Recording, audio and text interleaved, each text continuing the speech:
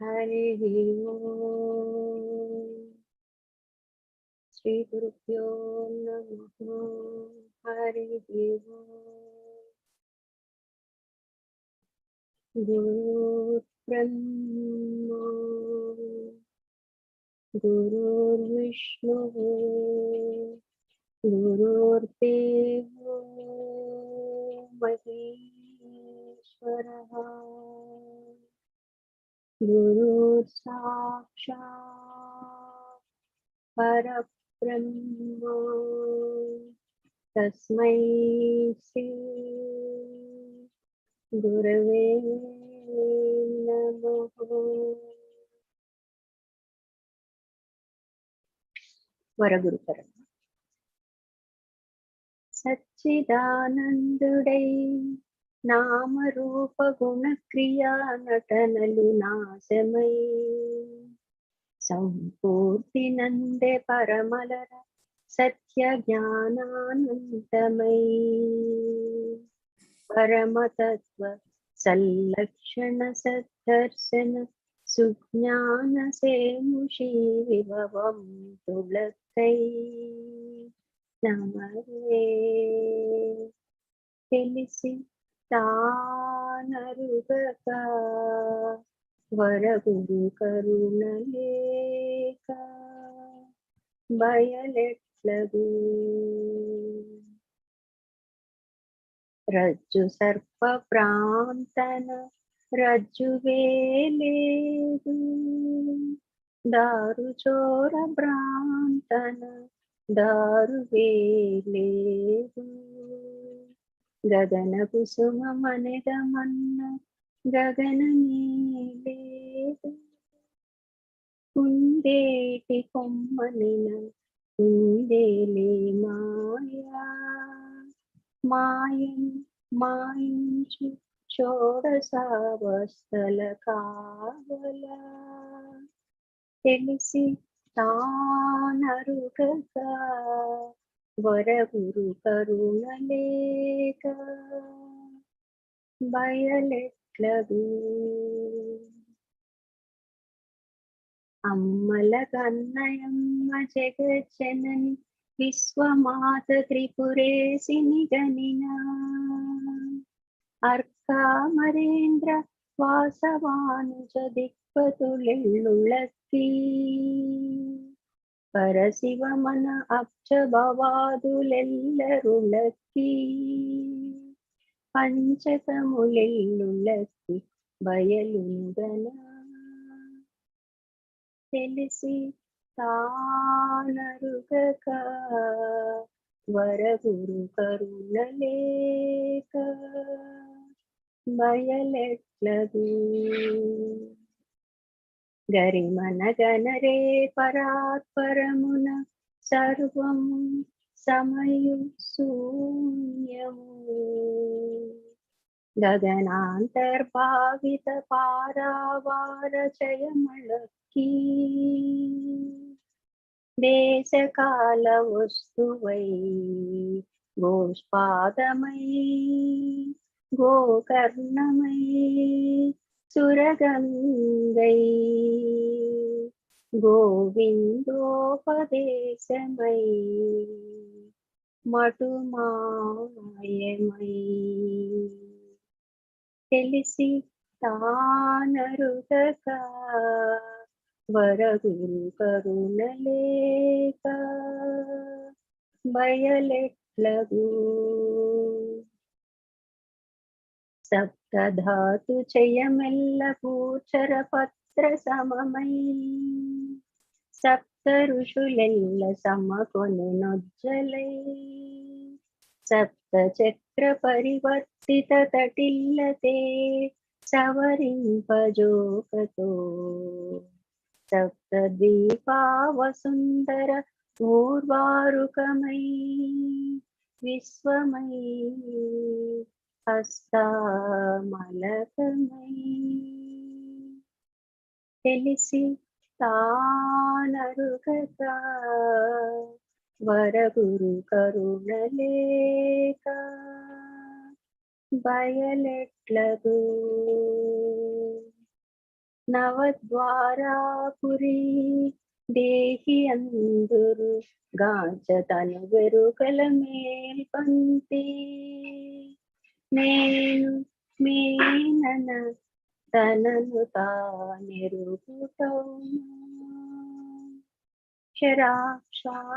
శరాక్షర విలక్షణోత్తమమౌ నాకమగు పరభయలున నాహమగు దృగ్రహిత తద్గ్రహితమౌ తెలిసి తానరుగక వరగురు కరుణలేక బయలెట్లగు దశవిధ నాదమండ్రు దశావతారమలర కరాంగుళిన కోత్పన్నమై దశ మహావిద్యాదిదాత్రిన వెలయ బింద్వాకాశమునకు పరమై దేవోగ మనవోగ సిద్ధోగమెల్లరూ ఎరుకన పరాత్పరమైన తెలిసి తానరుగక వరగురు కరుణలేక బయలెట్లదు. శ్రీ సద్గురు విరచిత వరుగరు కరుణ సంపూర్ణ. హరిహం స్వామి గారు.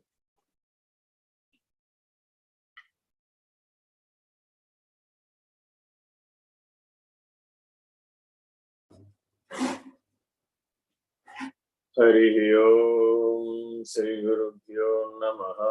హరి ఓం. బ్రహ్మానందం పరమసుఖదం కేవలం జ్ఞానమూర్తిం ద్వంద్వాతీతం గగన సదృశం తత్వమస్యాదిలక్ష్యం ఏకం నిత్యం విమలమచలం సర్వధీ సాక్షిభూతం భావాతీతం త్రిగుణరహితం సద్గురుం తం నమో బ్రహ్మాదిత్య బ్రహ్మ విద్యా సంప్రదాయ కర్తృభ్యో వంశ ఋషిభ్యో మహాత్మ్యో నమో గురుభ్యో సర్వోపప్లవరహిత ప్రజ్ఞానఘన ప్రత్యగర్భో బ్రహ్మైవాహమస్మి అహం పదార్థరహితః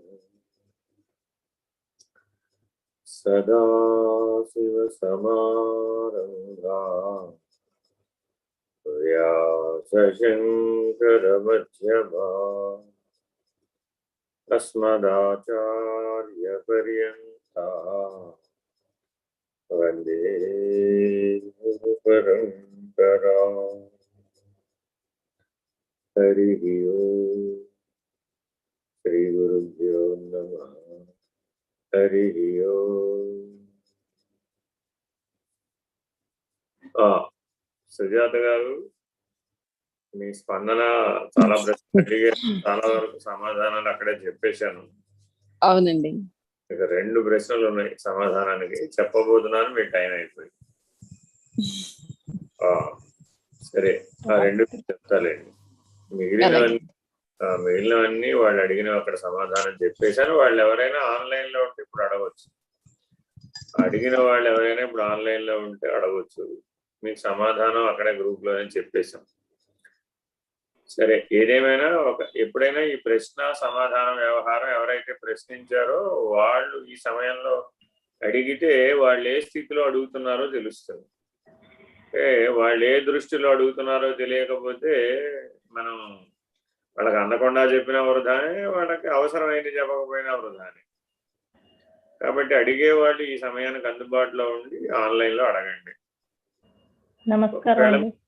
మీరు అందుబాటులో లేకపోతే సుజాత గారు మీ ప్రశ్న చదివి వినిపిస్తే అందరికీ సరిపడేది చెప్పవచ్చు.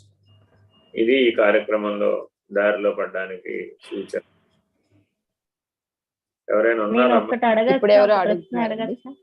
ఎవరు అడుగుతున్నారు? ఇప్పుడు మాధవి లలిత గారు. అదే నేను అంతకు ముందు కూడా అడిగాను. ఓంకారము మీరు ఆన్సర్ చెప్పేశారు. చెప్పారు. అయితే ఇప్పుడు మనము నామము అన్ని మరి ప్రతి నామానికి ముందు నిన్న చెప్పినట్లుగా పంచాక్షరి. మీరు మ్యూట్ లో ఉన్నారు. హరి ఓం అని అనేదానికి అర్థం ఏంటి? హరి అది కూడా ఇప్పుడు గ్రూప్ లో చెప్పేశాను. చెప్తాను ఇప్పుడు అది కూడా. మీ వాయిస్ వినపడటం లేదు.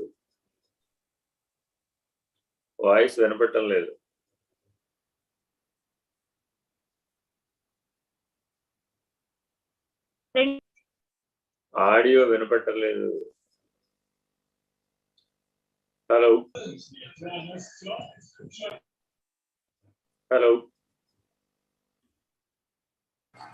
ఇయర్ ఫోన్ కనెక్షన్ తీసేయండి అమ్మా, వినపడుతుంది. ఇదిగో మా వాళ్ళు ఏదో చెప్తున్నారు, ఇయర్ ఫోన్ లో తీసేయాలట. తీసేశాను. హరి ఓం రెండు ఒకటే కదా. ఇక్కడ ఒకటే గుర్తుపెట్టి ఆగమ్మా, ఆవేశం లాభం లేదు. ఇక్కడ మీ విష్ణుమూర్తిని మేమేం తగ్గించలేదు. First point. ముందు మీరు ఆ హరిహర విభేదంలో నుంచి బయటికి రావాలి. లేదు ఆ దృష్టితో అడగలేదు. మాయా పంచకం అనేది మిమ్మల్ని పరిశీలించమని మీకు ఆల్రెడీ గ్రూప్ లో సలహా ఇచ్చాను. అఘటిత ఘటన పటీయసి మాయ అని శంకర భగవత్పాదుడు మాయా పంచకం చెప్పారు. అందులో వచ్చిన చిక్కు ఏమిటంటే, మొట్టమొదట హరిహరులు వేరువేరుగా వాళ్ళ పనులు చేస్తున్నారు అనుకోవడంలోనే ఉంది చిక్కు. మీరు మీ పిల్లలకి మాతృస్థానంలో, గర్భస్థానంలో మీరు స్థానం ఇచ్చినప్పుడు మీరే బ్రహ్మగా ఉన్నారు. మీరు వాళ్ళని పెంచి పోషిస్తున్నప్పుడు మీరే విష్ణువుగా ఉన్నారు. ఉత్తర కాలంలో మీరే లయకారిణిగా కూడా అవుతారు. రుద్రుడు కూడా మీరే అవుతారు. పంచబ్రహ్మలు పంచశక్తులు నీ లోపల ఉండబట్టే నువ్వు ఆ శిశువుని రక్షించగలుగుతున్నావు, పోషించగలుగుతున్నావు, పెంచగలుగుతున్నావు. ఆ పంచబ్రహ్మలు పంచశక్తులు నీలో గనక లేకపోతే నువ్వు ఆ మాతృస్థానానికి న్యాయం చేకూర్చలేవు. ఎవరికి కావాలంటే మీరు డాక్టర్ల దగ్గరికి వెళ్ళి అడగండి. అందరికీ గర్భస్రావం అవ్వదు, కొంతమందికే గర్భస్రావం అవుతుంది. గర్భస్రావం అవడానికి స్థూల కారణాలు 10% అయితే సూక్ష్మ కారణాలు 90%. ఇది మీరు డాక్టర్ల దగ్గరికి వెళ్ళి అడిగితే వాళ్ళు స్పష్టంగా చెప్తారు. అమ్మా ఏ కారణం వలన ఇదైంది అని అడిగితే వాళ్ళు చెప్తారు. అమ్మా తల్లికి వచ్చినటువంటి మానసికమైనటువంటి ఎత్తుపల్లాలు, విపరీతమైనటువంటి భయం కానీ, విపరీతమైనటువంటి ఒత్తిడి కానీ, స్ట్రెస్ కానీ, వీటి వలన గర్భస్రావం అయిపోతుంది, లేకపోతే అవదండి. కాబట్టి ప్రజాపతి స్థానం నువ్వు బ్రహ్మగా ఆ బిడ్డను పోషించేటప్పుడు నీ మనసు గనక సహకరించకపోతే నీలో ఉన్నటువంటి దివ్యత్వం సహకరించదు. ఎప్పుడైతే దివ్యత్వం సహకరించదో అప్పుడు ఆ పిండం నిలవదంట. అందుకని మనిషిలో మనసు పరమాత్మ నేనే అయి ఉన్నాను అని విభూతి యోగంలో చెప్పాడు. మనసు ఎందుకంత బలమైంది అంటే అది సాక్షాత్తు పరమాత్మ. ఆ పరమాత్మ యొక్క శక్తి ఆ మనసుగా ఉంది. ఆ మనసే నిర్వికల్పంగా ఉన్నప్పుడు ఆత్మస్వరూపం, సవికల్పంగా ఉన్నప్పుడు జీవుడైపోతుంది. ఒక్క మనసే.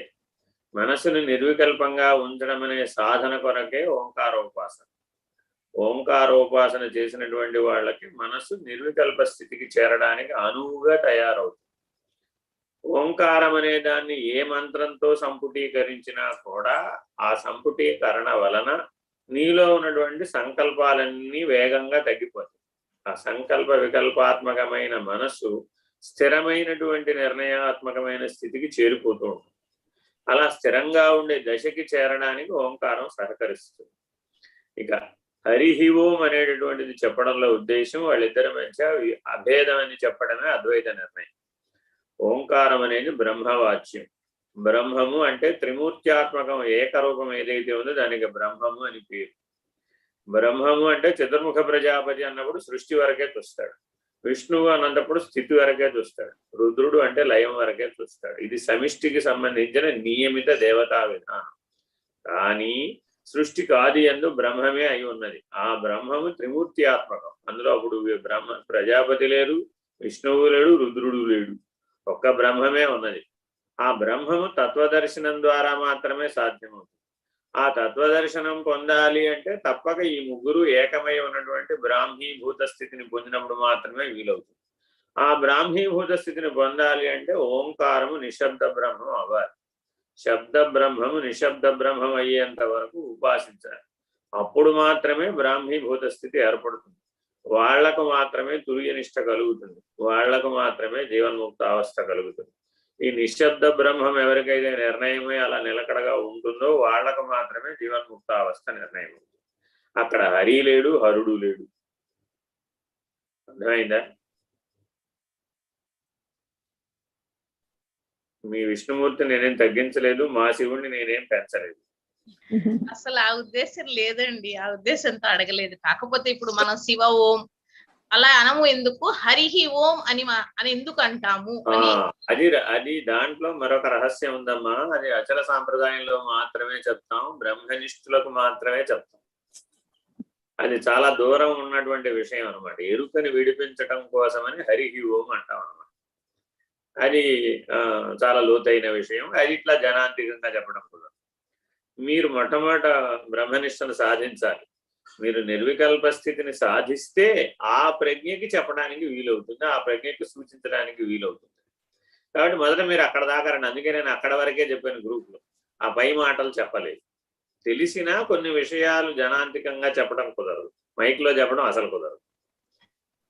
అవి విపరీత భావాలను కలిగిస్తాయి అన్నమాట. అది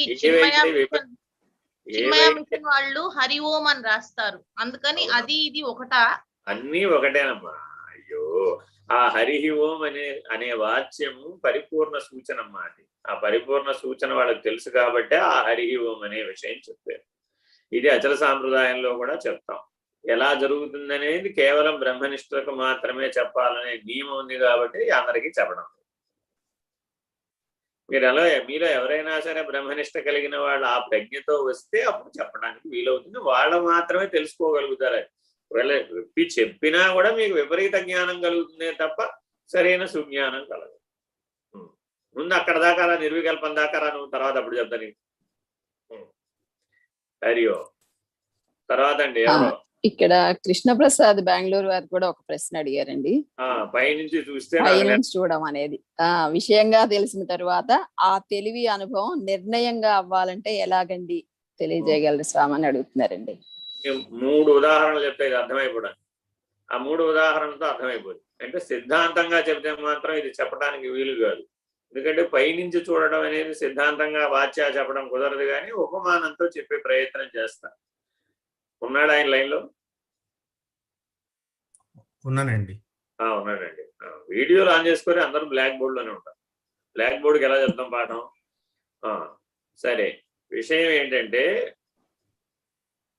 మనకి నేను నా స్వానుభవం పాఠం ఒకటి చెప్తాను, మా గురువు గారి పాఠం ఒకటి చెప్తే మీ అందరికీ పనికి వచ్చేది కూడా 3 ఉపమానాలు చెప్తాను. అప్పుడు అది అర్థం అవుతుంది. నా చిన్నప్పుడు 1 సంవత్సరం వయసప్పుడు అందరూ క్యారమ్ బోర్డు ఆడుకుంటూ ఉంటే క్యారమ్ బోర్డు మధ్యలో కూర్చుని వాళ్ళు ఆడుకునే పౌడర్ అంతా నెత్తి మీద కూర్చున్నానట. ఆట నాకు తెలియదుగా. కానీ ఇది ఎవరు చెప్పారు? మా అమ్మగారు, నాన్నగారు ఆ సమయంలో నన్ను పెంచిన వాళ్ళు కాబట్టి వాళ్ళు ఇప్పటికీ చెప్తూ ఉంటారు, వాడు చిన్నప్పుడు అలా చేసేడురా అని. ఇప్పుడు చేసినది నేనేనా కాదా? నేనే. కానీ నాకు ఆ జ్ఞానం ఉందా? లేదు. పోనీ ఆ స్మృతి ఉందా? లేదు. ఇప్పుడు నాకు 54 ఏళ్ళు వచ్చినాయి.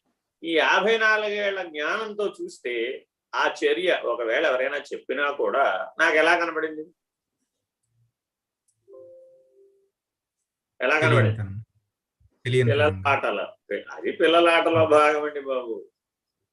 దానికి అర్థం వెతికితే ఏముండదు.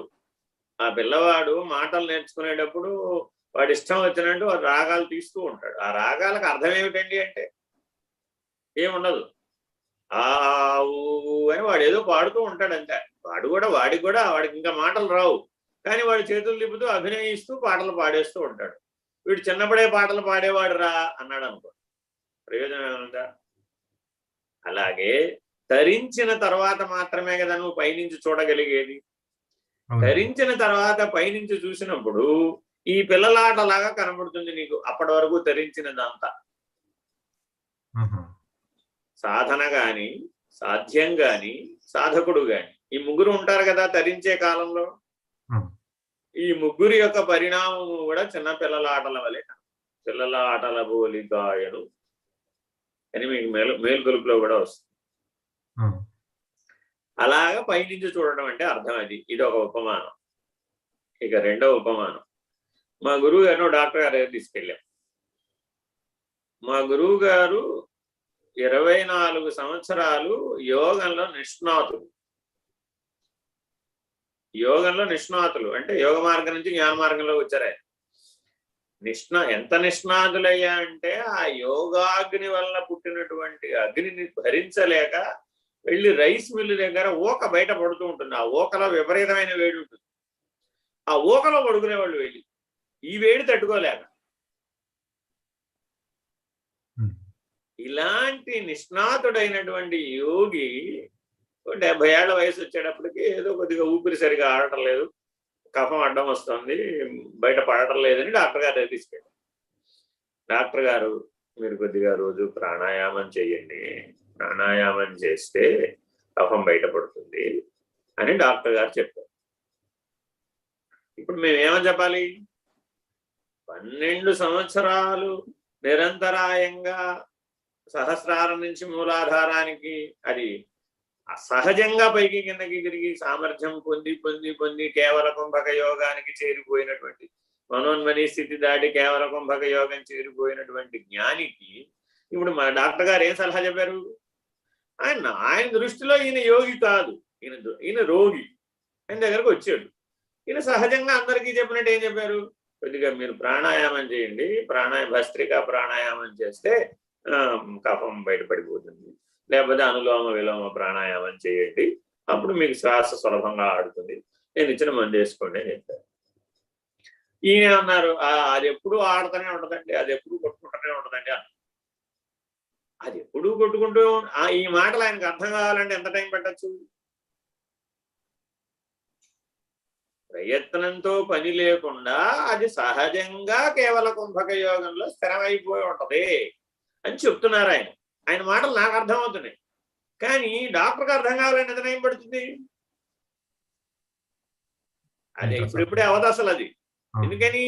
ఈయనకు ఆ 3 పేర్లే తెలుసు, ఆయనకు ఆ 3 చేయడం కూడా తెలుసో లేదో మనకు తెలియదు. కానీ ఈయన కౌన్సిలింగ్ లో భాగంగా, రోగికి ఇచ్చే ట్రీట్మెంట్ లో భాగంగా చెప్పాడు. ఆయన తప్పు లేదు అందులో. ఇప్పుడు ఆయనకి ఇదంతా మేము ఎక్స్ప్లెయిన్ చేయబోనుకున్నాం అనుకో, ఏమవుతుంది? అర్థం కాదు. ఇప్పుడు మేము ఆయన చెప్పే అంశాన్ని మేము ఎక్కడి నుంచి చూస్తున్నాం? పైనుంచి చూస్తున్నాం. సో పైనుంచి చూస్తుంటే ఆయన ఏమిటి? శరీరానికి ఎలాగోలా ఆరోగ్యం తెద్దామని ఆయన తాపత్రయం, అంతే కదా. ఇప్పుడు అర్జెంటుగా కిందకి దిగొచ్చి శరీరాన్ని బాగు చేసుకోవాలనే సంకల్పం ఆయనకి లేదు. మరి ఆ సంకల్పం లేని నిర్వికల్ప స్థితిలో ఉన్నటువంటి ఆయనని ఏమండి ఇప్పుడు మీరు మళ్ళా మాలాగా శ్వాసించండి అని అభ్యర్థించాలి. ఇప్పుడు మాలాగా నిద్రపోండి, మాలాగా మేల్కోండి, మాలాగా మందులు వేసుకోండి అని 1 సంవత్సరం పాటు చెవిలో ఇల్లు కట్టుకుని చెప్పారు అందరూ.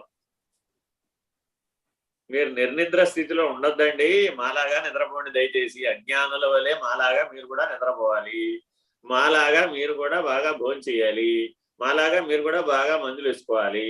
అలా అయితేనే మీకు ఈ అనారోగ్యం తగ్గుతుంది, లేకపోతే తగ్గదు. ఇలా చెప్పుకుంటూ వెళ్ళాం 1 సంవత్సరం పాటు. ఆయనకి డాక్టర్లు అందరూ చెప్పేది ఇదే కదా, మంచి ఆరోగ్యం రావాలంటే ఏం చేయాలి? మంచి ఆహారం తీసుకోవాలి, మంచి మందులు వేసుకోవాలి, మంచి విశ్రాంతి తీసుకోవాలి. ఈ 3 ఉంటే ఆరోగ్యం ఉంటుందండి. రోజు కాసేపు మంచిగా నడవండి, వ్యాయామం చేయండి. 4 మాటలు అందరికీ చెప్తారు కదా, అలాగే ఆయనకు కూడా చెప్పారు. ఇప్పుడు ఆయన ఏమని సమాధానం చెప్పగలరు? ఆయన సమాధానం చెప్పడం మానేశారు. 10-12 ఏళ్ల నుంచి డాక్టర్లకి సమాధానం చెప్పడం మానేశారు. అదిగో ఆయన చెప్తాడులే అంటారు. ఆయన చెప్తాడులే అంటే నేను అనమాట అక్కడ ఎదుర్కొంటూ ఉంటాను. ఏ డాక్టర్ దగ్గరికి నన్ను పట్టుకెళ్తారు, ఆయన ఏం చెప్పరు, చెప్పవయ్యా అంటారు ఆయన, అంతే. చెప్పబోయా అంటే ఏవో దాన్ని బట్టి లక్షణాలను బట్టి అది ఇట్లా ఉందండి, ఇది ఎట్లా ఉందండి, ఇంతకుముందు అలా వాడామండి, ఇంతకుముందు ఇలా వాడామండి అని ఏదో కాసేపు ఆ డాక్టర్ గారికి అర్థమయ్యే భాషలో చెప్పి మందులు పుచ్చుకుని వచ్చేస్తామంటే ఈ మిగిలిన అంశాలు ఏం పట్టించుకోం. ఆ మిగిలిన అంశాలన్నీ మనకు తెలుసు ఆల్రెడీ. అర్థమైందా? ఇది పై ఎత్తు నుంచి చూడడం అంటే. నిష్ణాతుడైపోయినటువంటి వాడి దగ్గర మనం అక్షరాభ్యాసానికి సంబంధించిన అంశాలు చెప్తామనుకో, అతను ఎలా చూస్తాడు? అది పైనుంచి చూడడం అంటే. సరే, ఇక మూడో ఉపమానం చెప్తా. ఏమిటది? మనం అందరం కూడా గాఢ నిద్రావస్థలో అసంకల్పితంగా మనం అటు ఇటు శరీరాన్ని తిప్పుతూ ఉంటాం. అప్పుడు మనకేమైనా ఎరుకుందా? లేదు. ఈయన నిద్రలో అటు నుంచి ఇటు ఎందుకు తిరిగాడండి? తెలియదు. ఆయన తిరిగిన వాడికి తెలియదు, చూసిన వాడికి అంతకంటే తెలియదు. ఒకడు మేల్కొని చూస్తున్నాడండి, వాడు అటు నుంచి ఇటు మధ్య మధ్యలో తిరుగుతూ ఉంటాడు. ఎందుకు తిరిగాడు అని అడిగాం. మేల్కొని చూసిన వాడికి తెలిసిందా? తెలియలే. ఓ నిద్రపోతున్న వాడిని లేపాం, అటు నుంచి ఇటు ఎందుకు తిరిగామన్నాడు. మధ్యలో అసలు నన్ను ఎందుకు లేపామంటాడు వాడు. నా నిద్ర నన్ను పోనివ్వకుండా నేను అట్టించి ఇటు తిరిగితే నిద్ర ఎవడు లేపమన్నాడు, నాకు నిద్ర భంగం ఎవడ కలిగించమన్నాడు అంటాడు. అర్థమైందా? ఇప్పుడు వాడిదైనటువంటి స్వానుభవ స్థితిలో ఉన్నాడా లేదా? ఈ ఎవరు తెలుసుకోగలుగుతారు ఇప్పుడు ఈ ఇద్దరి స్థితిని? ఈ మెలకువని ఆ నిద్రని రెండింటినీ తరించిన వాడు ఎవడైతే ఉన్నాడో, తురియ స్థితిలో ఉన్నవాడెవడో వాడు తెలుసుకోగలుగుతాడు. తురియ స్థితి నుంచి ఎవడైతే చూశాడో వాడికి ఈ మెలకువ ఆ నిద్ర రెండు సమానం. ఆ రెండింటి మధ్య భేదం లేదు. ఎందుకని? మనసు ఒక తెరచాటుకు వెళ్ళి సవికల్పమే మళ్ళా బయటకు వచ్చేస్తుంది. అక్కడ మైనస్. మనసు లేదు, లుప్తమైపోయింది సుషుప్తిలో. అదే మనసు మేలుకొని ఎరుకతో స్వరూప జ్ఞానంతో తుర్యంలో ఉంది, అప్పుడు అది పూర్ణం. సుషుప్తిలో ఉన్నప్పుడు అపూర్ణం. ఆ అపూర్ణత్వాన్ని పోగొట్టుకోవడానికి పైకి తిరిగి తుర్యంలోకి వెళ్ళవలసింది పోయి కిందకి దిగి జాగ్రత్త అవస్థలోకి వచ్చేస్తారు. అప్పుడు సంకల్ప వికల్పాత్మకం అయిపోతుంది. అయిపోయి మరలా జాగ్రత్త స్వప్న సుషుప్తులలోనే తిరుగుతుంది. కాబట్టి మనసుకి ఇప్పుడు మనం ఏ రకమైన సాధనా శిక్షణ ఇవ్వాలి? ఎప్పటికైనా అది నిర్వికల్ప స్థితిలో తురియ స్థితిలో నిలకడ చెంది ఆత్మనిష్టలో నిలకడ చెందేటట్లుగా దానికి మొట్టమొదట మనం సరైన ట్రైనింగ్ ఇవ్వాలి, సరైన సాధన ఇవ్వాలి. ఆ పైనుంచి చూడడం అనేటటువంటిది ఎటువంటిదయ్యా అంటే, ఉపమానం ఏమిటయ్యా అంటే, కింద నుంచి చూసినప్పుడు తిరుపతి చాలా పెద్ద పట్టణంగా కనబడుతుంది. తిరుపతి పెద్ద పట్టణమేనా కాదా? పెద్ద పట్టణమే.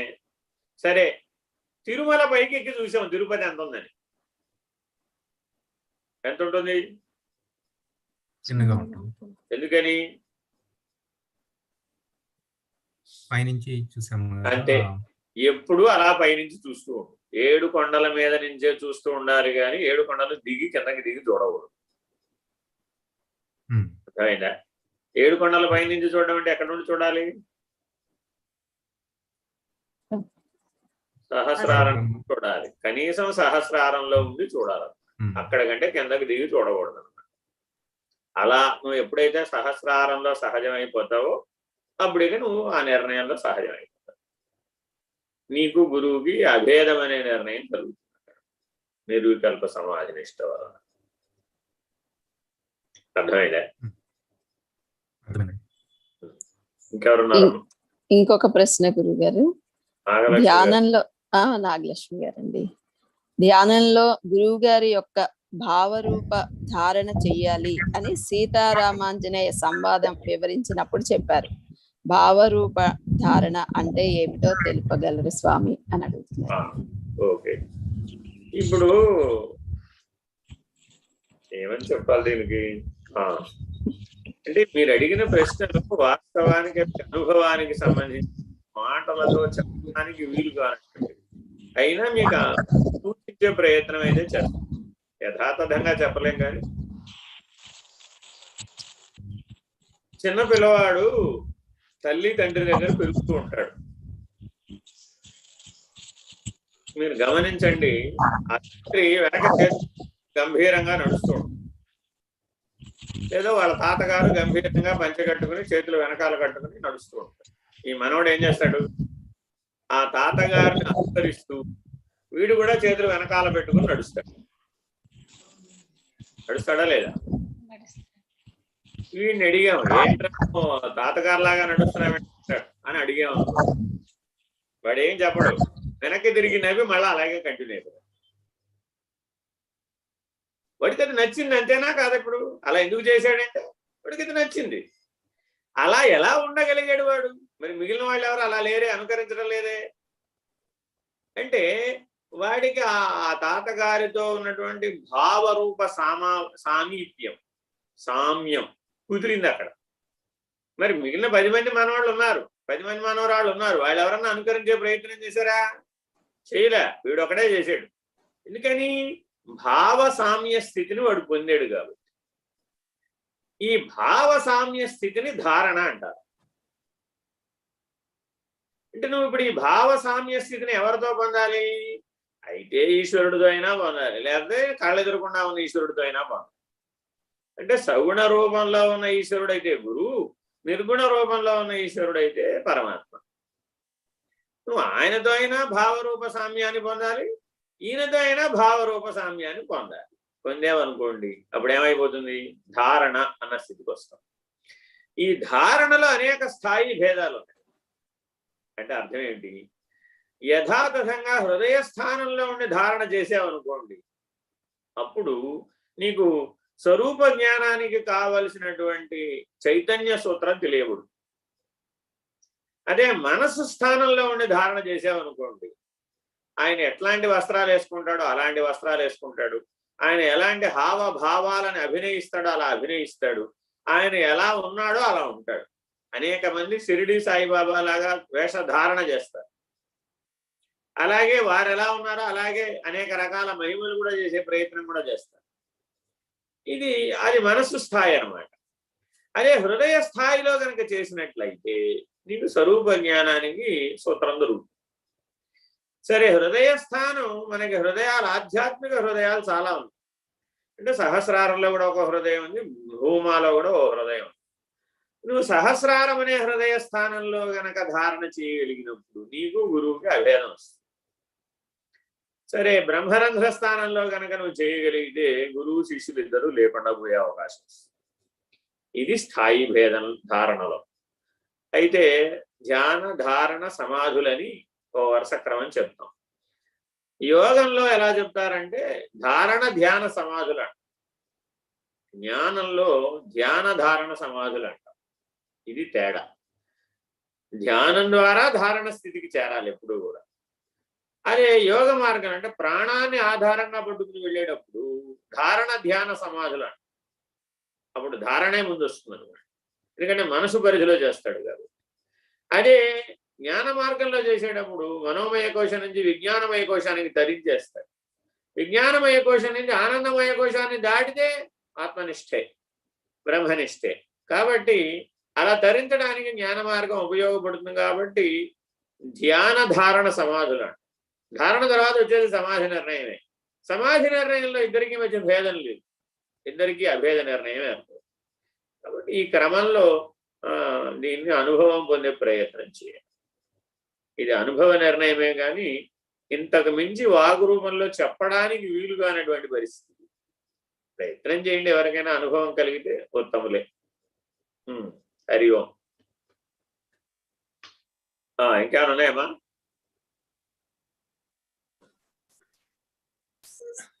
నమస్తే స్వామి. రామ్ గోపాల్ గారు మీరు కూడా అడుగుతున్నారు, చెప్పండి.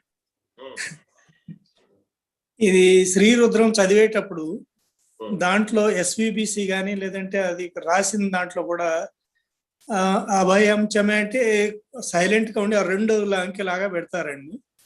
అంటే 2 మాత్రలు పలకాలని. అంటే అది ఎక్కువ, అది ఎట్లా పలకాలంటే ఒక ఆకారం ఎక్కువ పలకాలి.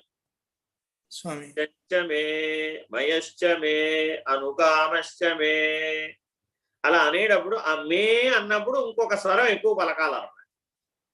అభయంచమే దృష్టంచమే అలా ఎక్కడైనా 2 ఉందనుకోండి, అది అక్కడ ఆ అక్షరాన్ని అందులో ఉన్న అచ్చుని 2 మాటలు పలకాలన్నమాట.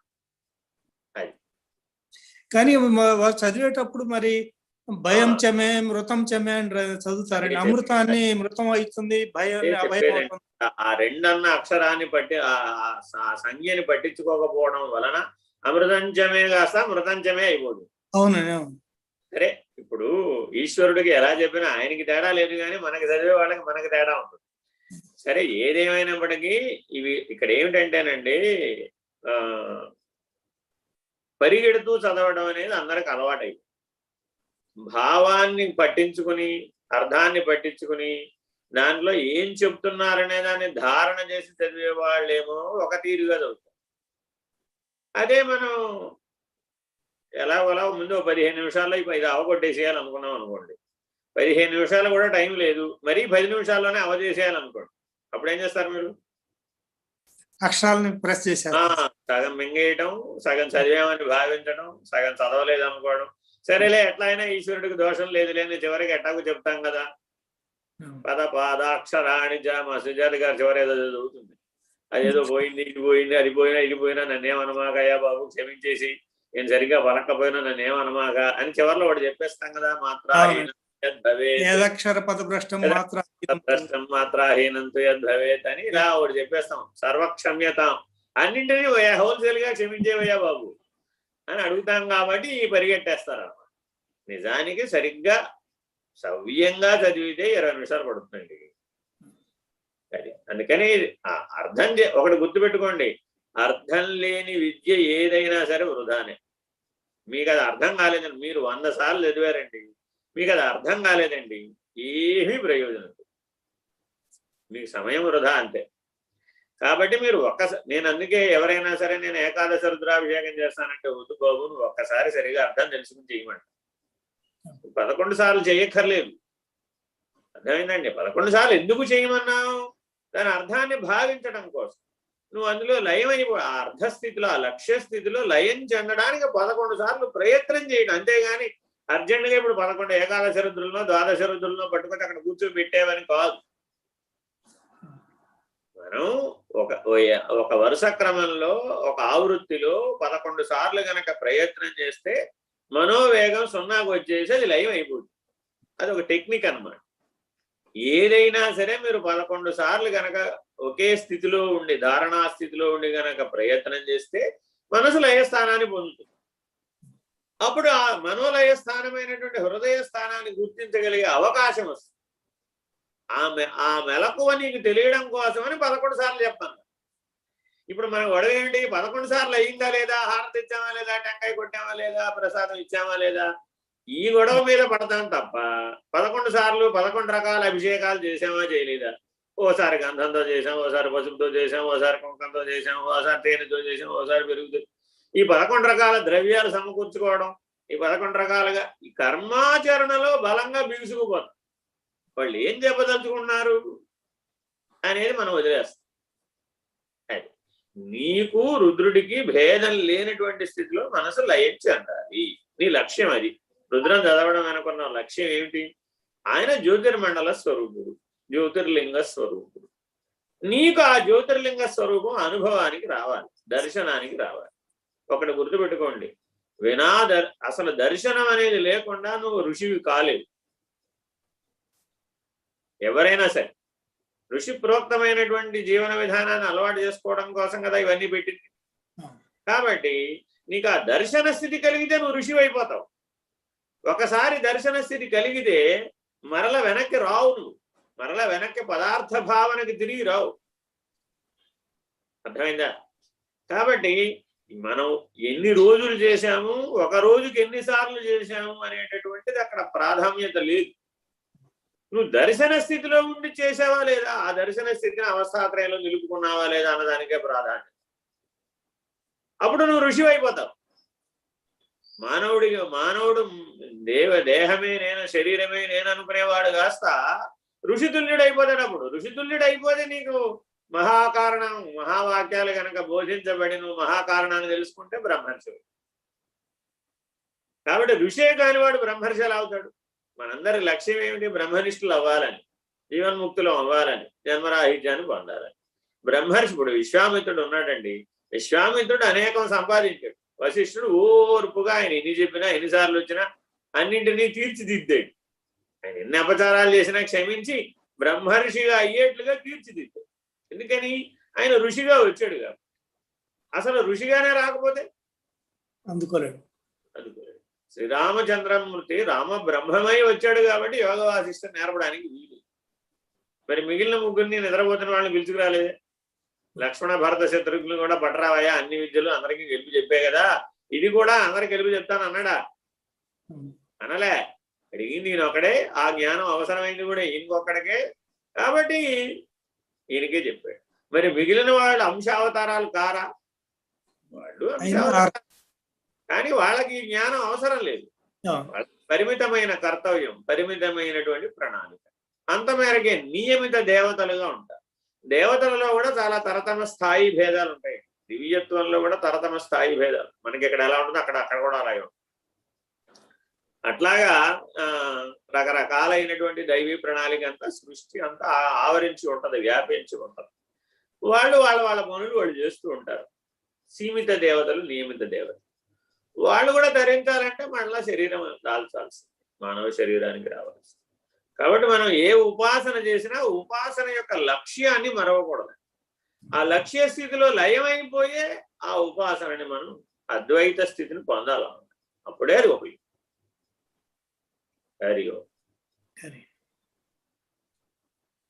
మిగతా అన్నిటికీ కూడా ఆన్సర్ ఇచ్చేసారండి. ఇంకెవరైనా ఉంటే ఏమన్నా అడగచ్చు. ఇప్పుడు నేను ఒక 2 ప్రశ్నలు అడగచ్చా అండి? అడగండి మీరు. Question bank.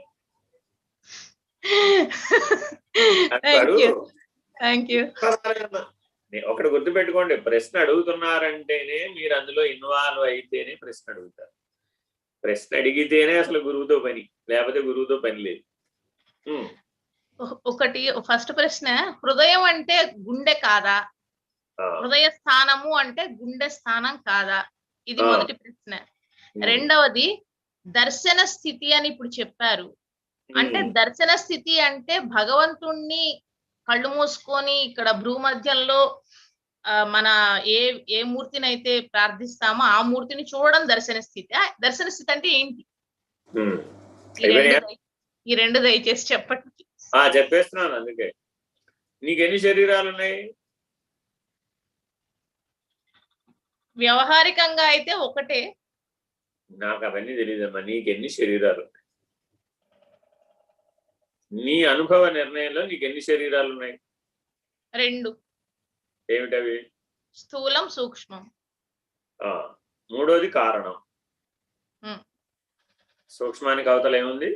కారణ శరీరం. కారణ శరీరం. స్థూల శరీరానికి హృదయం మా డాక్టర్ జ్యోతి గారు చెప్పేటటువంటి మాంసపిండమైనటువంటి హృదయమే. అదే ఆ గుండె. ఇప్పుడు మనందరికీ లబ్డబ్బాని కొట్టుకునే గుండె ఏదైతే ఉందో అదే హృదయం. దేనికి? స్థూల శరీరానికి. అర్థమైందా? ఇదే హృదయం సూక్ష్మ శరీరంలో కూడా ఒకటి ఉంది. సూక్ష్మ శరీరం అంటే ఏమిటి? ప్రాణము, మనస్సు. ఈ 2 ఉన్నాయా లేవా నీకు? ఉన్నాయి. ఈ ప్రాణము, మనస్సు ఎక్కడ పుడుతున్నాయో ఆ పుట్టుక స్థానం పేరు హృదయం. అంటే నువ్వు ఎప్పటికైనా సాధన ద్వారా ఏం తెలుసుకోవాలి? ప్రాణ మనస్సుల యొక్క పుట్టుక స్థానమైన హృదయాన్ని తెలుసుకోవాలి. అప్పుడు స్థూలమైనటువంటి గుండె స్థానం నుంచి సూక్ష్మమైనటువంటి హృదయ స్థానాన్ని తెలుసుకున్నాను అవుతుంది. మూడో శరీరం ఏమని చెప్పాను? కారణ శరీరం. ఆ కారణ శరీరానికి కూడా హృదయం ఉంది. కారణ శరీరం సుషుప్త్యావస్థలో పనిచేస్తుంది. మనకి చీకటితో ఉంటుంది. మన నిద్రపోయేటప్పుడు చీకటి ఉంటుందా, వెలుగు ఉంటుందా? చీకటి. ఈ చీకటి అంతా కూడా ఆవరణ శక్తి నిండి ఉంటుంది అన్నమాట. కళలో అంతా విక్షేప శక్తి నిండి ఉంటుంది. మెలకువలో అంతా కూడా మనసు మాలిన్యం, ఇంద్రియ విషయాల ద్వారా మాలిన్యాన్ని, త్రిగుణ మాలిన్యాన్ని పోగు చేసుకొస్తుంది. జాగ్రత్తగా గమనిస్తే ఈ చీకటి అంతా కూడా ఒక వెలుగు ఆధారంగానే ఈ చీకటి ఉంది. చీకటి ఉంటే వెలుగు ఉండాలా వద్దా? ఉండదు. చీకటికి ఆధారమైన వెలుగు కారణ శరీరానికి హృదయ స్థానం. ఎక్కడ అనే స్థానం సంగతి సాధనతో తెలుసుకోవాలి. అర్థమైనా? స్థూల శరీరానికి ఒక హృదయం ఉంది, సూక్ష్మ శరీరానికి కూడా ఒక హృదయం ఉంది, కారణ శరీరానికి కూడా హృదయం ఉంది. ప్రకాశ స్థానం తెలియబడితే, ప్రకాశ దర్శనం కలిగితే, ప్రకాశ స్థితి కలిగితే అది కారణ స్థితిలో కలిగినటువంటి హృదయ స్థానం. హృదయ స్థానంలో కలిగేటటువంటి దర్శనమే దర్శనం. కారణ స్థితిలో ఉండే హృదయ స్థానంలో నువ్వు ఎక్కడన్నా అన్వయం చేసుకోక. దర్శనం అంటే అర్థం ఏమిటంటే హృదయ స్థానంలో కలిగే దర్శనమే దర్శనం. ఇప్పుడు ఇందాక నువ్వేదో చెప్పావు, కళ్ళు మూసుకుని నేనేదో భ్రూ మధ్యంలో మా ఇష్ట దేవతను ఊహించుకున్నానండి కాసేపు. ఏ మత్స్యావతారమో, ఏ కూర్మావతారమో, ఏ నరసింహావతారమో, వామనావతారమో, త్రివిక్రమావతారమో, నాకు ఏది నచ్చితే ఆ అవతారాన్ని ఊహించుకున్నాను. కాసేపు కనబడ్డట్టే ఉన్నాడు. కాసేపటి తర్వాత లయం అయిపోయాడు. ఎందువల్ల లయం అయిపోయాడు? నేను ఆయన మీద దృష్టి నిలపలేదు కాబట్టి. ఆయన మీద నేను దృష్టి నిలిపినంతసేపు ఆయన కనబడుతున్నాడు. నేను విషయం మీద దృష్టి పెట్టగానే ఈయన పక్కకు పోతున్నాడు. ఇది మనోకల్పితమైనటువంటి దృశ్యం. దీన్ని ఏమంటారు? మనోకల్పితమైనటువంటి దృశ్యం. అదే హృదయ స్థానంలో కలిగినటువంటి దర్శనం పరిణామం పూర్తి అయిపోవడం వలన వచ్చినటువంటి సిద్ధి దశలో కలిగిన జ్ఞానం వలన కలిగిన దర్శనం. ఉదాహరణ చెప్తా, చెప్పమంటావా? మీరు మీ పిల్లల్ని కన్నారు కదా, 9వ నెలలో మీ పిల్లవాడు ఎలా ఉంటాడో నీకు తెలుసా తెలియదు?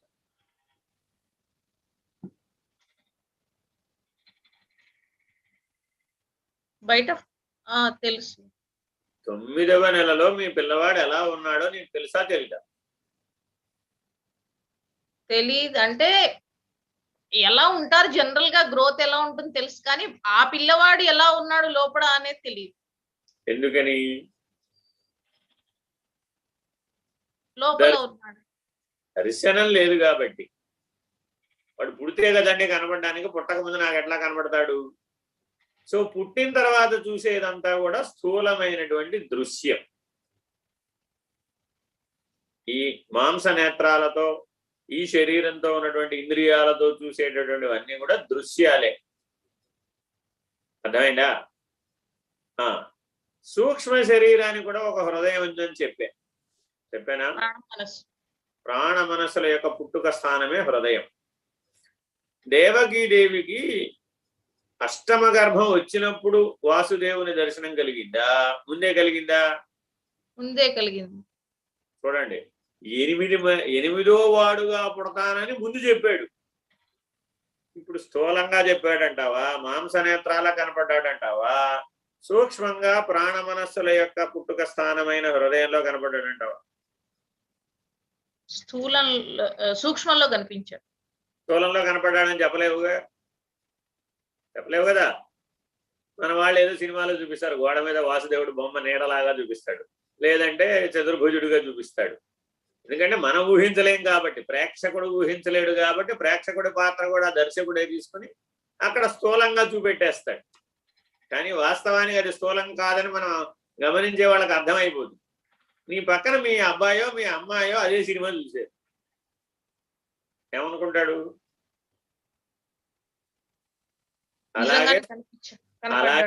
అలాగే స్థూలంగానే కళ్ళెదురకుండా అలా కనబడతాడు గోడ మీద అనుకుంటాడు. అంతేనా కాదు? ఏమిటి వాడికి నీకు అవగాహనలో తేడా?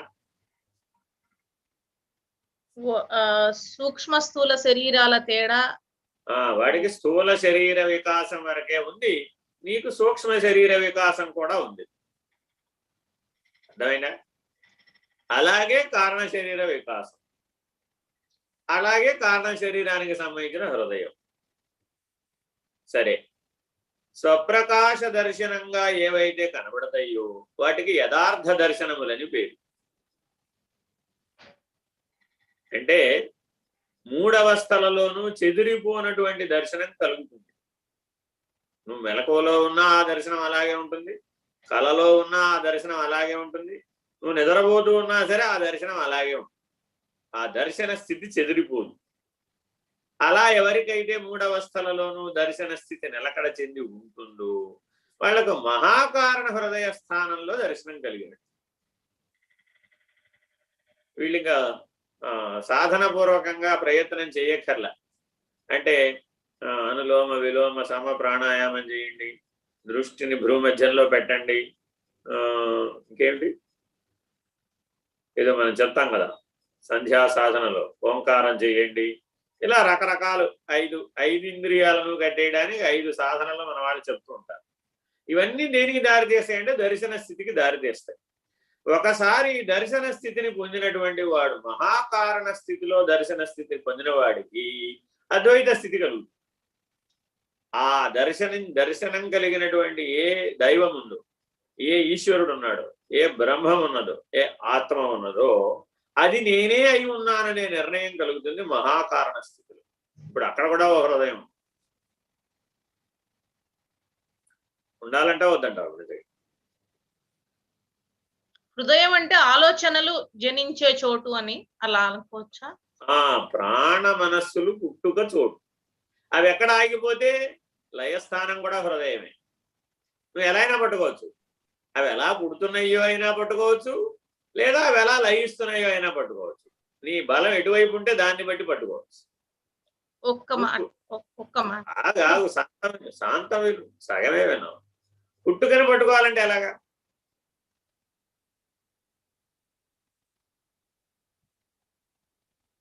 గాఢ నిద్రావస్థలో మనసుందా?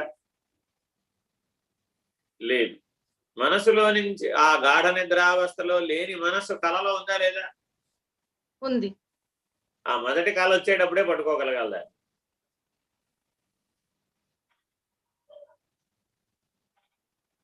సాధ్యమేనంటవా? ప్రయత్నపూర్వకంగా చేయాలి. అర్థమైనప్పుడు సాధన ఎంత సూక్ష్మంగా చెయ్యాలయ్యా అంటే, నువ్వు కలలో నుంచి నిద్రలో లయించిపోయేటప్పుడైనా పట్టుకోవచ్చు, లేదా నిద్రలో లయించిపోయి కలలోకి దిగి వచ్చేటప్పుడైనా పట్టుకోవచ్చు. పట్టుకోవాలంటే ఏమిటి సాధన? అసలు పట్టుకోవడం అంటే ఏంటి? గుర్తించడమే పట్టుకోవడం. మీ ఇంట్లో బంగార పెన్నీస్ ఎక్కడ ఉంటుంది?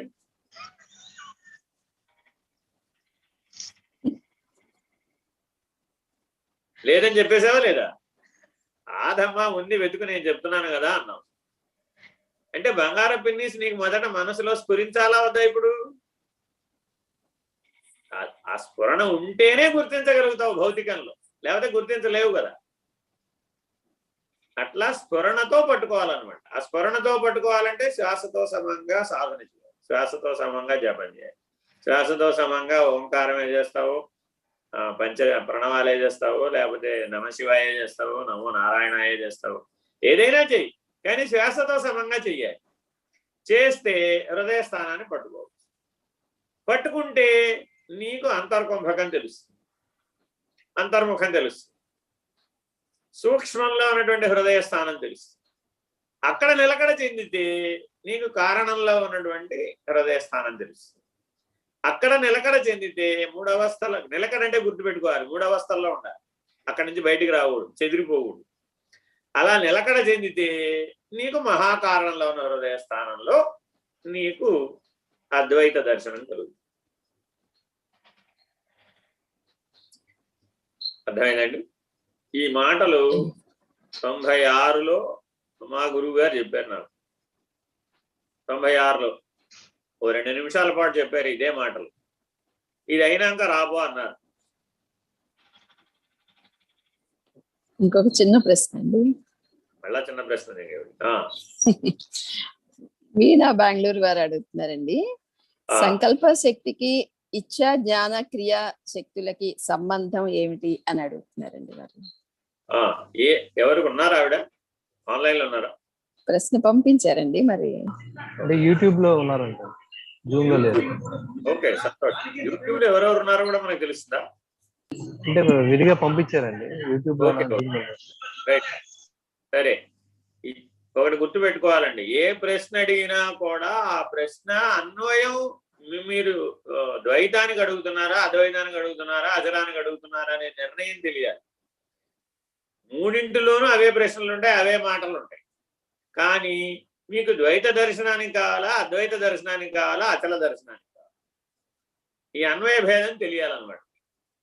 సరే, ద్వైత దర్శనం. ద్వైత దర్శనంలో ఇచ్ఛాక్రియా జ్ఞానములన్నీ కూడాను లోక వాసనతో, దేహ వాసనతో కూడుకొని ఉంటాయి, శాస్త్ర వాసనతో కూడా కూడుకొని ఉంటాయి. ఈ వాసనాత్రయంతో కూడుకొని ఉన్నటువంటి వాటికి ఇచ్ఛాక్రియా జ్ఞానములని పేరు. దీనికి అవతల ఉన్నది సంకల్పం. ఈ వాసనాత్రయానికి అవతల ఏదైతే ఉందో దానికి సంకల్పం అని పేరు. ఇది ద్వైత దర్శన దృష్టితో చెప్తున్నాం. సరే, ఇదే అద్వైత దర్శన దృష్టితో చెప్తా. అద్వైత దర్శనంలో నీవు ఆత్మస్వరూపుడు. ఆత్మస్వరూపం యొక్క చైతన్యమే సంకల్పం. ఆత్మ చైతన్యం అని ఏదైతే అంటున్నామో ఆ చైతన్య శక్తి సంకల్పం. ఆ చైతన్య శక్తి యొక్క సంకల్పం చేతనే ఇచ్ఛాక్రియా జ్ఞాన శక్తులు నడపబడుతున్నాయి, లేకపోతే నడపబడవు. అక్కడ వాసనాత్రయం పనిచేయదు కాబట్టి సంకల్ప శక్తే ఇచ్ఛాక్రియా జ్ఞాన శక్తులుగా దిగి వస్తుంది. అది అద్వైత దర్శనం. అచల దర్శనం ద్వారా చూస్తే అసలు సంకల్పమే ఎరుక, అది విడిస్తే ఏదీ లేదు. కాబట్టి అసలు సంకల్పం ఇచ్ఛాక్రియా జ్ఞాన శక్తులు అవ్వదు. అచల దర్శనం ఇచ్ఛాక్రియా జ్ఞానములు లేవు. లేని సంకల్పమే సంకల్పం అని చెప్పబడుతుంది అక్కడ. అందుకే మన వాళ్ళు పూర్ణమేవ నిరాలంబం ఆగ్నేయంచ నిర్గుణం తథా దక్షిణే నిత్యశుద్ధం చైవ నైరుత్యో నిరుపద్రవం వాయుయేచ నిరంజనం పశ్చిమే నిష్కళం చైవ, ఇలా నకార ప్రత్యయంతో ఉన్నటువంటి లక్షణాలన్నింటినీ మనం సంకల్పంగా చెప్పుకుంటాం అన్నమాట. అక్కడ నువ్వు లేవు. నేననే ఉనికి, నేననే ఆవరణ రహిత పద్ధతిగా సంకల్పం చేయబడుతుంది. అది అచల దర్శన పద్ధతి. కాబట్టి ఈ స్థాయి భేదాన్ని ఎవరికి వాళ్ళు వాళ్ళ వాళ్ళ స్వానుభవ జ్ఞాన స్థితిని బట్టి అన్వయం చేసుకోవాలి. అంతేగాని సిద్ధాంత పద్ధతిగా మాకు తెలిసిపోయింది కదండి కాబట్టి అంతా తెలిసిపోయినట్టే అనుకుంటే చేయబోతే మాత్రం రాదు. ఇంకెవరైనా ఉన్నారమ్మా? హరి ఓం సాయిరామ్ స్వామి. ఓ, ఈయన కూడా అడుగుతున్నాడు. అంటే ఇప్పుడు అద్వైత పద్ధతిలో చెప్పారు కదా స్వామి, అద్వైత పద్ధతిలో సంకల్ప శక్తి అంటే ఇచ్ఛాక్రియ జ్ఞానాలకు పైన అన్నారు. అంటే దాన్ని ఆదిశక్తిగా తీసుకుంటే పరాశక్తిని మరి నిస్సంకల్ప శక్తిగా భావించాలా స్వామి అద్వైత విధానం? ఎప్పుడూ గుర్తుపెట్టుకొని ఆయన అనుభవ నిర్ణయాలు సిద్ధాంత నిర్ణయాలకు అవతలం. అన్వయం ఎప్పుడు గుర్తుపెట్టుకోవాలి. నువ్వు మొట్టమొదటి అద్వైత దర్శనంలో ఆత్మనిష్టకు వచ్చితే కదా, ఆత్మనిష్ట నుంచి బ్రహ్మనిష్ట మధ్యలో నీకు ఆదిశక్తి యొక్క వ్యవహారం తెలుసు. అప్పటి తెలియబడు. అది తెలియబడిన తర్వాత మాత్రమే బ్రహ్మనిష్ట నుంచి పరబ్రహ్మ నిర్ణయం మధ్యలో పరాశక్తి తెలియబడు. దానికి స్థాయి భేదం అలా ఉంటుంది. కానీ సిద్ధాంతంగా నువ్వు దాన్ని కిందకి దించి చెప్పాలనుకుంటే ప్రయోజనం ఉంటుంది. అందుకని మొట్టమొదటి అందరూ కూడా మూడవస్థలలో నిలకడగా ఆత్మభావంలో నిలకడ చెందటం అత్యంత ముఖ్యమైన పునాది. ఈ పునాది లేకుండా పై మాటలు ఎన్ని చదువుకున్నా ఎన్ని చెప్పుకున్నా అంత 3 ఏళ్ల పిల్లవాడు 300 ఏళ్ల తాతగారితో పోటీ పడ్డం లాంటిది. అది ఎప్పటికీ అవదు. అందుకని సాధకులందరూ మొట్టమొదట ఆచరించవలసినటువంటి ప్రాథమిక నియమం ఏమిటంటే మూడవస్థలలోనూ నువ్వు నేను ఆత్మస్వరూపుడు అనే సాక్షి సాధనలో నిలకడ చెందాలి. మొట్టమొదట ఆత్మనిష్ట కలిగి ఉండాలి. ఇది సహజమైనటువంటి వాళ్ళకి మాత్రమే బ్రహ్మానుసంధానం. ఎక్కడైనా సరే ఆ శక్తి పరిధిని దాటితేనే నీకు ఆ జ్ఞానపరమైన నిర్ణయం కలుగుతుంది. శక్తి పరిధిని దాటకుండా నీకు ఆ జ్ఞానపరమైన నిర్ణయం కలగదు. శక్తి ఎంతసేపు నిన్ను సాధనపూర్వకంగా ప్రేరేపించి సమర్థుడవయ్యేట్టు చేస్తుంది. అది ఇచ్ఛాశక్తి అయినా, క్రియాశక్తి అయినా, జ్ఞానశక్తి అయినా, ఆదిశక్తి అయినా, పరాశక్తి అయినా, అన్ని శక్తులకి కూడా ఈ పరమాత్మ ఒకటే విధానాన్ని ఇచ్చాడు. ఆ శక్తిని అనుభవించేటప్పుడు, ఆ శక్తి వలన నువ్వు ప్రేరణ పొందినప్పుడు అది నీకు రకరకాలైనటువంటి లక్ష్యాలని తన పరిధిలో ఏర్పరుస్తుంది. ఏర్పరిచినప్పుడు ఏమైపోతుంది, ఆ సామర్థ్యం ఆచరించేటప్పుడు నీకు ఆ సామర్థ్యం వస్తుంది. ఆ సామర్థ్యం ద్వారా నువ్వు అధిగమించగలిగేటటువంటి స్థాయికి ఎదుగుతావు. అంతేగాని అది అడ్డంకి పరీక్ష అనుకోకూడదు. ఆ అడ్డంకులు పరీక్షలు పోరాటం నీలో శక్తిని పెంచుతాయి అన్నమాట. ఆ పోరాడడం ద్వారా, సాధన చేయడం ద్వారా నీలో సామర్థ్యం పెరుగుతుంది. ఆ సామర్థ్యం ద్వారా నీ పరిణామం పూర్తి చేసుకుని అధిగమిస్తావు. ఒక స్థాయి నుంచి మరొక స్థాయికి అధిగమించినప్పుడు మాత్రమే నీకు జ్ఞాన నిర్ణయం అవుతుంది. అధిగమించినంత వరకు జ్ఞానం అనే నిర్ణయం రాదు. అర్థమైందా? స్వామి ఇంకొకటి అడగమంటారు? గురుగారు హరి ఓం. శివలక్ష్మి గారు హరి ఓం. హరి ఓం. చైతన్యము అంటే మనసా గురువు గారు? మనసు యొక్క శుద్ధ రూపమే చైతన్యం. ఆత్మకు మనసుకు తేడా ఏంటి? మనసు 3 గుణాలతో కూడుకుని ఉంటుంది. ఆత్మ నిర్గుణం. చైతన్యం అంటే ఏం లేకపోతే మనసు ప్యూర్ గా ఉంటే చైతన్యం. అది మనసు ఆత్మ చైతన్యం రెండు ఒకటే కదా? రెండు ఒకటే. నిరంతరం మనం ఆత్మతత్వంలో ఉండాలంటే 24 hours ఎట్లా ఉండాలి గురువు గారు? నేను ఆత్మస్వరూపుడని భావన చేసుకోడు. నేను శివలక్ష్మి అనుకోమాక. మనసు నిరంతరం అడ్డుపడుతుంది కదా? మనసు అసలు ఉంటే కదమ్మా అడ్డుపడడానికి. మనసు మార్గం అమ్మా. మార్గమే. ఒక రోడ్డు మీద వెళుతున్నావు, రోడ్డు నాకు అడ్డం అనుకుంటే రోడ్డు మీద వెళ్ళగలుగుతావా? మనసు నీ గమ్యం కాదు కదా, ఆత్మ నీ లక్ష్యం. ఇప్పుడు నువ్వు హైదరాబాద్ లో ఉన్నావమ్మా, విజయవాడ రావాలి, రోడ్డు ఉండాలా వద్దా? ఉండాలా? ఆ రోడ్డు లాంటిది మనస్సు. ఆ రోడ్డును వాడుకో, మనసును వాడుకో. ఎవరు వాడుకోవద్దన్నారు? నీ గమ్యం ఏమిటి? మనసు కాదు కదా. ఇప్పటి వరకు జీవితంలో జీవించినప్పుడు ఏం చేసావు? మనసే గమ్యంగా పెట్టుకున్నావు. పెట్టుకునేటప్పటికి అది అడ్డంగా తోస్తుంది. అది అడ్డం కాదు, రోడ్డు మార్గం లాంటిది. అది దాన్ని ఉపయోగించుకో, పనిముట్టుగా ఉపయోగించుకుని ఆత్మభావంలో నిలకడచ్చు. అర్థమైందా? విషయాన్ని అప్రధానం చేస్తే మనసు ఉండదమ్మా. విషయాన్ని ప్రధానం చేస్తే మనసు ఎప్పుడూ ఉంటుంది. నువ్వు ఏ విషయాలను ప్రధానం చేస్తున్నావో గమనించుకో. ఆ ఆసక్తి వలన మనసు అడ్డమైంది అనుకుంటున్నావు అంతే. విషయాలని కనుక నువ్వు అప్రధానం చేసేసావనుకో, అప్పుడు మనసు సహజంగా చైతన్య స్థితిలోనే ఉంటుంది. అర్థమైందా? హరి ఓం. టైం అయిపోయిందండి, 9:30. హరి ఓం. గురుభ్యో నమః. హరి ఓం. సాధకులందరి తరపున ధన్యవాదాలు స్వామి. అదొకటే. హరి ఓం. వేరే మీరు వేరుగా ఉంటారు. హరి ఓం. బాగున్నావా? బాగున్నా స్వామి. చెప్పు. మీ అమ్మ బాగుందా? బాగా అల్లరి చేస్తా.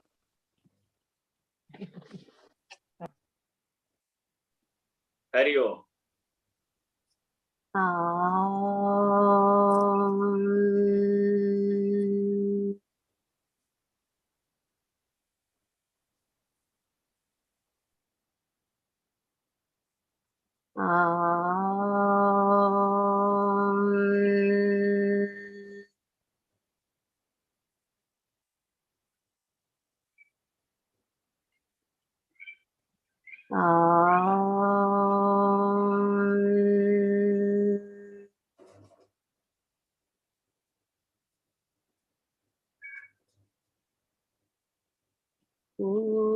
పూర్ణమద పూర్ణమిదం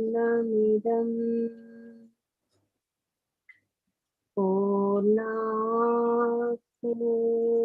పూర్ణముదచ్యతే పూర్ణస్య పూర్ణమాదాయ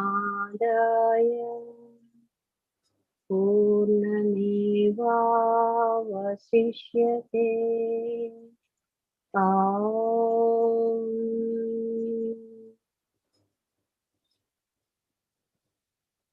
తత్సత్.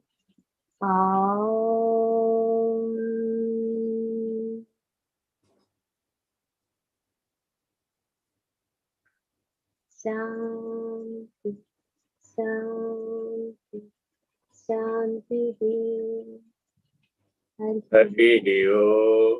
శ్రీ గురుభ్యో నమః. హరి ఓం. నారాయణ నారాయణ. నారాయణ నారాయణ.